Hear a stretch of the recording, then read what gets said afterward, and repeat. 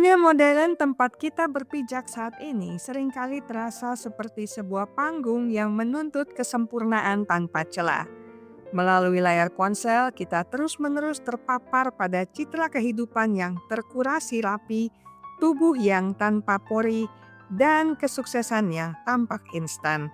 Tekanan untuk menjadi sempurna ini tanpa kita sadari telah melahirkan kecemasan kolektif yang mendalam, membuat banyak dari kita merasa tidak pernah cukup baik atau selalu merasa kurang. Di tengah hiruk-pikuk tuntutan tersebut, muncul sebuah filosofi kuno dari Jepang yang menawarkan penyembuhan bagi jiwa yang lelah, wabi-sabi. Wabi-sabi adalah sebuah cara pandang yang mengajak kita untuk menemukan keindahan di dalam ketidaksempurnaan, menerima siklus alami pertumbuhan dan pelapukan, serta menghargai kesederhanaan yang bersahaja. Secara etimologis, wabi merujuk pada keasikan dalam kesendirian dan kemurnian hidup yang jauh dari kemewahan materi, sementara sabi merujuk pada keindahan yang muncul seiring berjalannya waktu, seperti patina pada tembaga atau lumut pada batu yang menunjukkan jejak usia. Jika digabungkan, wabi-sabi adalah sebuah pelukan hangat bagi realitas hidup yang tidak kekal dan penuh cacat, sebuah antitesis terhadap obsesi kita pada kesempurnaan yang semu. Memahami wabi-sabi berarti menyelami 3 pilar utama atau unsur filosofis yang membentuknya, yaitu ketidakkekalan, ketidaksempurnaan, dan ketidaklengkapan. Unsur ketidakkekalan mengingatkan kita bahwa segala sesuatu di alam semesta ini berada dalam kondisi berubah. Tidak ada yang tetap, tidak ada yang abadi. Kesedihan akan berlalu, namun begitu pula kegembiraan.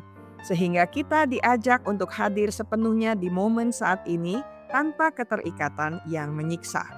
Unsur kedua, ketidaksempurnaan adalah inti dari kesehatan mental yang sehat. Dalam pandangan wabi-sabi, sebuah mangkuk keramik yang sedikit retak justru dianggap lebih bernilai karena memiliki cerita dan karakter yang tidak dimiliki oleh benda baru yang mulus. Terakhir, unsur ketidaklengkapan mengajarkan bahwa hidup adalah sebuah proses yang terus berjalan. Kita seringkali merasa depresi karena merasa belum sampai tujuan, namun wabi-sabi membisikkan bahwa menjadi tidak lengkap adalah kondisi alami manusia, dan dalam ketidaklengkapan itulah ruang untuk pertumbuhan selalu tersedia. Dengan menyerap ketiga unsur ini, kita mulai melihat bahwa kekurangan kita bukanlah noda yang harus ditutupi, melainkan bukti nyata bahwa kita telah hidup, berjuang, dan bertahan. Mengapa konsep ini begitu penting untuk dipahami dan diterapkan dalam kehidupan sehari-hari? Jawabannya terletak pada bagaimana kita memperlakukan diri kita sendiri saat gagal. Bagi banyak orang, kesalahan adalah sumber rasa malu yang melumpuhkan.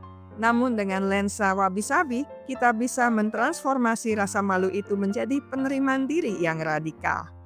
Menerapkan wabi-sabi dalam keseharian berarti memberikan ruang bagi diri sendiri untuk membuat kesalahan tanpa harus menghakimi diri dengan kejam. Ini adalah tentang menghargai rumah yang mungkin sedikit berantakan sebagai tanda adanya kehidupan di dalamnya, atau menghargai kerutan di wajah sebagai peta perjalanan emosi yang telah kita lalui. Secara psikologis, filosofi ini berfungsi sebagai penawar racun bagi toxic positivity yang seringkali memaksa kita untuk selalu terlihat bahagia dan baik-baik saja. Wabi-sabi memberikan validasi bahwa rasa sakit, kesedihan, dan keretakan adalah bagian nyata dan indah dari pengalaman manusia. Dengan melepaskan beban standar yang mustahil, kita memberikan oksigen bagi kesehatan mental kita untuk bernafas kembali dengan lega. Kondisi atau situasi di mana konsep wabi-sabi sangat diperlukan adalah saat seseorang berada dalam cengkraman perfeksionisme yang patologis. Banyak dari kita terjebak dalam pemikiran semua atau tidak sama sekali, di mana jika kita tidak bisa melakukan sesuatu dengan sempurna, kita memilih untuk tidak melakukannya sama sekali atau justru membenci diri sendiri karenanya. Situasi ini seringkali berujung pada prokrastinasi, kecemasan sosial, dan gangguan makan. Wabi-sabi juga menjadi penyelamat saat kita menghadapi penuaan atau perubahan fisik yang tidak diinginkan. Di masyarakat yang mendewakan kemudahan, proses penuaan seringkali dianggap sebagai sebuah kegagalan. Disinilah wabi-sabi masuk untuk mengingatkan bahwa tanda-tanda penuaan adalah keindahan sabi, sebuah tanda kematangan jiwa yang tidak bisa dibeli dengan kosmetik apapun. Selain itu, saat kita mengalami kegagalan hubungan atau karir, wabi-sabi membantu kita untuk melihat bahwa kegagalan tersebut hanya sebuah fase transisi dalam siklus kehidupan yang lebih besar, bukan akhir dari segalanya. Ia membantu kita tetap tegak di tengah reruntuhan ekspektasi yang hancur, mencari sisa-sisa keindahan yang masih ada di sana. Siapa saja yang sebaiknya mengadopsi filosofi ini agar mendapatkan manfaat maksimal? Mereka yang paling membutuhkan wabi-sabi adalah para pencapaian tinggi yang seringkali merasa hampa meskipun telah meraih banyak hal karena selalu mengejar target sempurna berikutnya. Para remaja dan orang dewasa muda yang merasa tertekan oleh perbandingan sosial di Instagram atau TikTok juga akan menemukan ketenangan yang luar biasa dengan mengadopsi cara pandang ini. Selain itu, para penyintas trauma yang merasa diri mereka rusak atau tidak lagi berharga karena masa lalu adalah orang-orang yang juga perlu merangkul wabi-sabi. Tidak hanya mereka yang sedang berjuang dengan masalah mental, namun setiap individu yang ingin hidup lebih tenang dan otentik akan mendapatkan manfaat besar. Guru, orang tua, seniman hingga pekerja kantoran, semuanya bisa belajar untuk sedikit melonggarkan genggaman pada kontrol dan mulai merayakan ketidakteraturan hidup yang indah.